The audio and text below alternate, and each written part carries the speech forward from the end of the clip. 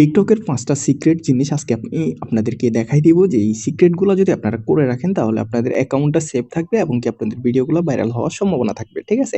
তো চলুন আমরা দেখে আসি। যারা YouTube থেকে দেখতেছেন আমাদের যে চ্যানেলটা এটা সাবস্ক্রাইব করে দিবেন। আর যদি পেজ থেকে দেখে থাকেন অবশ্যই পেজটা ফলো করে দিবেন। প্রথমত আমাদের যে টিকটক প্রোফাইল আমরা সেখানে চলে আসবো। আসার পরে এখান থেকে 3 লাইনে ক্লিক করব। আমরা সরাসরি ভিডিওটাই দেখাচ্ছি। বেশি কথা বাড়াচ্ছি না। যাই হোক এখান থেকে সেটিংস অ্যান্ড প্রাইভেসি তে ক্লিক করবেন। করার পরে এখান থেকে আপনারা প্রাইভেসি নামে যে অপশনটা পাবেন এটাতে ক্লিক করবেন। ঠিক আছে? প্রাইভেসি তে আসার পরে এখানে যতগুলা সেটিংস আছে এগুলাই আমি আপনাদেরকে দেখাবো। তো এখান থেকে আপনারা দেখেন প্রথমত আমাদের যে জিনিসটা এটা হলো যে ডাউনলোড। আমরা যে ভিডিওগুলা নিয়মিত আপলোড করি সে ভিডিওগুলা কেউ ডাউনলোড করতে পারবে কিনা সেই জিনিসটাই আমরা এখানে আমাদেরকে জিজ্ঞেস করতেছে। আমরা ডাউনলোডে ক্লিক করলে এখন কিন্তু আমাদের এটা অন আছে। আমাদের যে ভিডিওগুলো আমরা TikTok অ্যাকাউন্টে আপলোড করতেছি এগুলা চাইলে যে কেউ ডাউনলোড করতে পারবে। আমরা যদি এই অপশনটা বন্ধ করে রাখি তাহলে আমাদের যে ভিডিওগুলা এগুলা কেউ ডাউনলোড করতে পারবে না TikTok থেকে। ঠিক আছে? তো এটা একটা গেল। এটা কিন্তু খুবই দরকারি জিনিস। অনেকে নিজের ছবি দিয়ে ভিডিও বানান। তো সেই ভিডিওগুলো অন্য কেউ ডাউনলোড করে আপলোড করে দেয়। তো সেক্ষেত্রে আপনারা এখান থেকে এই অপশনটা বন্ধ করে রাখতে পারেন।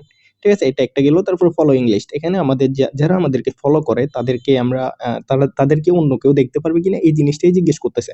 তো আমরা আমাদেরকে যারা ফলো করে তাদের ফলোইং লিস্টটা হাইড করে রাখতে পারবো এবং কি এভরিওয়ান করে রাখতে পারবো। আমাদেরকে কারা ফলো করতেছে এটা যদি আপনারা কাউকে না জানাইতে চান তাহলে এখান থেকে অনলি মি করে দিবেন।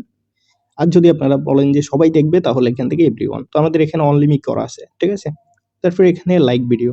এখানে মূলত যে লাইক ভিডিও এটা হলো আমাদের পোস্টে যারা লাইক দিচ্ছে সে লাইক গুলা যদি পাবলিকের সামনে শো করাইতে না চান তাহলে এখান থেকে অনলি মি করে দিবেন। আর যদি দেখে আপনি মনে করেন যে আমাদের কতগুলা লাইক হইছে এটা পাবলিকলি সবাই দেখুক তাহলে এখান থেকে এভরিওয়ান করে দিবেন। ঠিক আছে?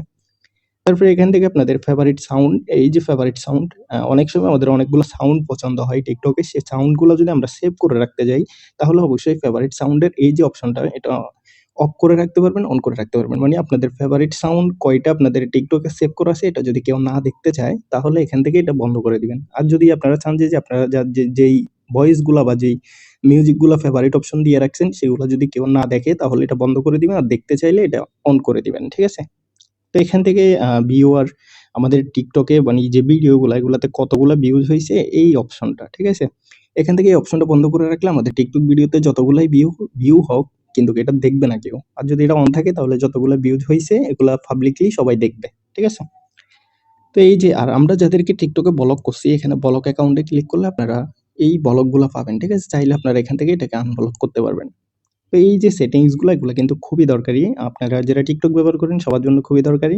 আজকের ভিডিও এতটুকুই। সবাই ভালো থাকবেন। আল্লাহ হাফেজ।